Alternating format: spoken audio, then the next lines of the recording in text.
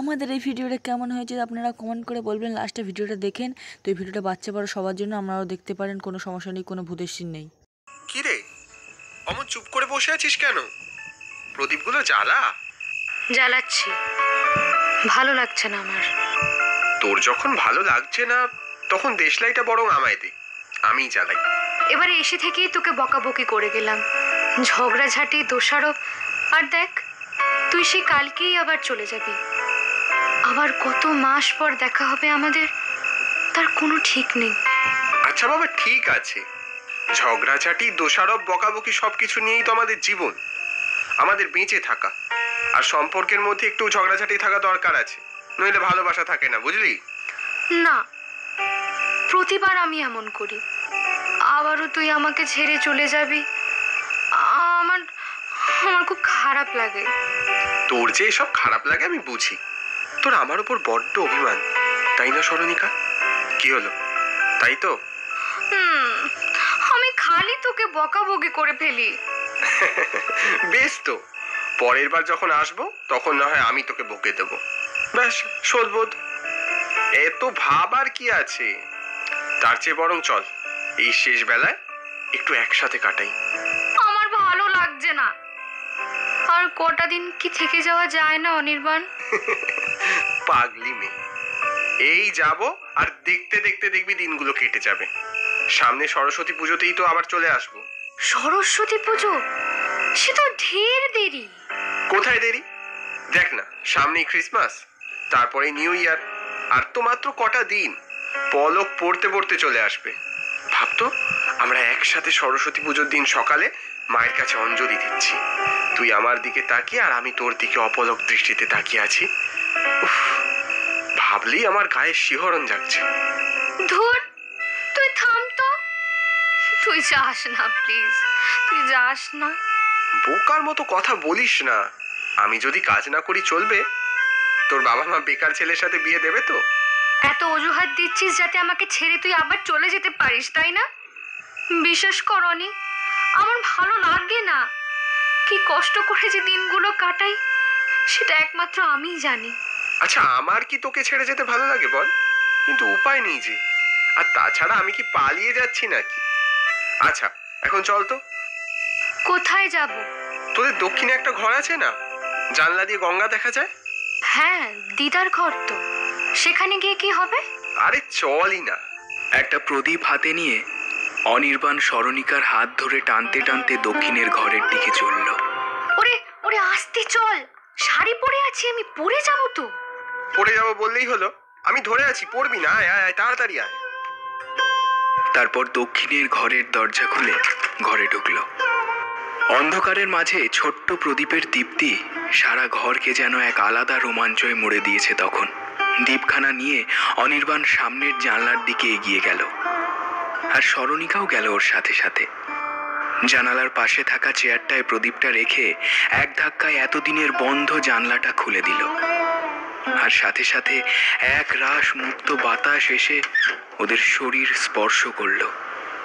সেই এলোমেলো হাওয়ায় সরণিকার চুলের ছোঁয়া লাগলো অনির্বাণের গায়ে, মুখে। কি মেখেছিস চুলে? এত সুন্দর গন্ধ। ধ্যাত, কি আবার মাখবো, শ্যাম্পু করেছি আর কি। জানিস সরণিকা, তোর এই গন্ধটাকে আজকাল মিস করি রে খুব। খোলা চুল আর শাড়িতে বড্ড সুন্দর দেখায় তোকে, চোখ ফেরাতেই মন চায় না। প্রেম আর প্রেম দেখাতে হবে না, আমাকে রেখে শুধু চলে যায়, যা তো। আকাশে আতশবাজির ঘনঘটার মাঝে অনির্বাণ সরণিকাকে কাছে টেনে নিল। দেখ তো কত সুন্দর লাগছে আকাশটাকে। সত্যি রে, কি সুন্দর লাগছে। এর আগে ভাবে তো কোনোদিন দেখিনি। দিদা মারা যাওয়ার পর থেকে এই ঘরে তো আর আসাই হয় না। আগে দিদা কতবার করে ডাকতো, হয়তো এগুলো দেখানোর জন্যই, কিন্তু কোনোদিনই সেভাবে আসা হয়নি, জানিস। সরণিকা অনির্বাণের কাঁধে মাথা রাখল। অনির্বাণ তখন ওকে আকাশের শোভা দেখাতে ব্যস্ত। এবছরটা ওদের কাছে খুব স্পেশাল, আর হবে নাই বা কেন? দুই পরিবারই খুব ভালোভাবে ওদের সম্পর্কটা গ্রহণ করেছে যে, কিন্তু কালই যে অনির্বাণকে সুদূরে পাড়ি দিতে হবে কর্মব্যস্ততার তাড়নায়। দেখলি তো, বেরোতে বেরোতে সেই কত দেরি হয়ে গেল। এখন ঠিক সময় মতো এয়ারপোর্টে পৌঁছতে পারলে হয়। ভালো হবে, মিস হয়ে যাক ফ্লাইট। কি বলছিস তুই? পাগল হলি নাকি? কাল থেকে বস কতবার ফোন করেছে জানিস? 15 বার। আজ জয়েন করতে না পারলে চাকরিটা থাকবে কিনা সন্দেহ। ভালো হবে, দরকার নেই এমন চাকরির যা তোকে আমার কাছ থেকে কেড়ে নেয় বারবার। ওরে বাবা, আবার চোখে জল কেন? তোর চোখের জল দেখতে আমার ভালো লাগে না, জানিস তো। তাহলে যাস না কেন? যাচ্ছিস আমাকে ছেড়ে তুই? উপায় নেই যে, যেতে তো হবেই। আচ্ছা আচ্ছা, আমি তোকে প্রমিস করছি, এবার আমি কলকাতায় ট্রান্সফার নিয়েই ছাড়বো, তুই দেখিস। ঠিক তো? অনির্বাণ ওর বাঁ হাত বাড়িয়ে সরণিকার চোখের জল মুছে দিল। আর সব কিছু সহ্য করতে পারলেও সরণিকার চোখের জল ও একদম সহ্য করতে পারে না, তাই ওরও চোখ ঝাপসা হয়ে যাচ্ছে বারবার। ভোরের আধো অন্ধকারের মধ্যে হু হু করে ব্রিজের ওপর দিয়ে গাড়িটা ছুটে চলেছে। হঠাৎ সরণিকার কাজল পড়া চোখের দিকে তাকিয়ে অনির্বাণ কেমন বিভোর হয়ে গেল। ঠিক তখনই ওদের গাড়ির মুখোমুখি চলে আসা একটা লরির হর্নের শব্দে ওদের সম্বিত ফিরল। কিন্তু না, শেষ রক্ষা হলো না।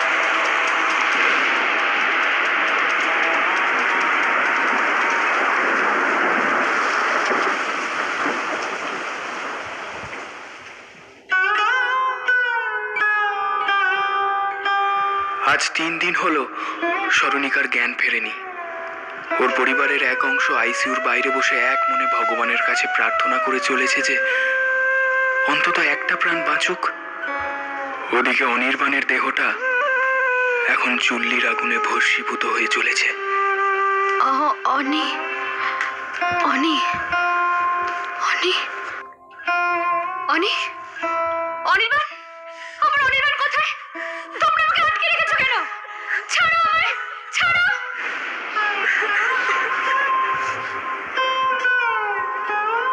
এরপর প্রায় বছর 3 কেটে গেছে। এখন আর সরণিকার জীবনে না আছে কোনো আলোর রোশনাই, না আছে কোনো আনন্দের মুহূর্ত।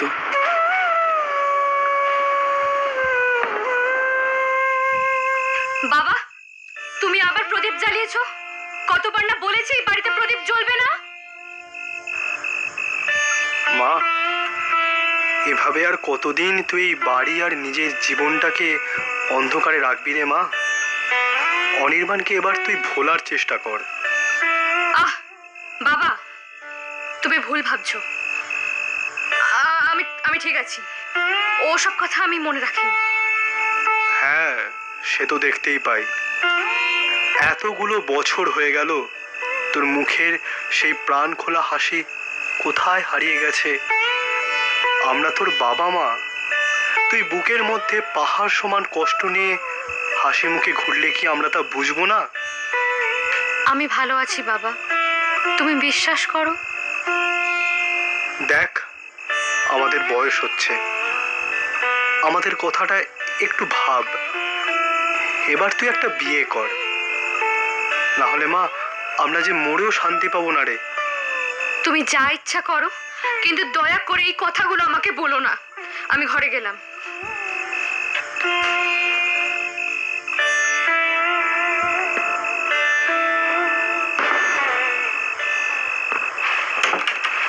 কে মা? না, আমায় আপনি চিনবেন না। আমি অনিরুদ্ধ। কে কে আপনি? আপনি আমার ঘরে কি করে এলেন? কি ব্যাপার? রিল্যাক্স ম্যাডাম, রিল্যাক্স, উত্তেজিত হবেন না। আমি আজ সকালেই আপনাদের বাড়ির নিচের ঘরে ভাড়া এসেছি। আপনার বাবা মার সাথে আগেই পরিচয় হয়েছে, আপনার সাথেই হওয়াটা বাকি ছিল, তাই ভাবলাম আলাপটা নিজে গিয়েই সেরে নি। তা আপনি এমন শুভ দিনে অন্ধকারে বসে আছেন কেন? কি হলো? বাই দ্য ওয়ে, আপনার মায়ের মুখে শুনলাম আপনাদের দক্ষিণ দিকের ঘরের জানলাটা দিয়ে নাকি গঙ্গা দেখা যায়। সমতলে বহমান গঙ্গা আর সন্ধ্যের আকাশে আতশবাজির মেলা। আহা, আলাদাই অ্যাম্বিয়েন্স, ঠিক কিনা বলুন?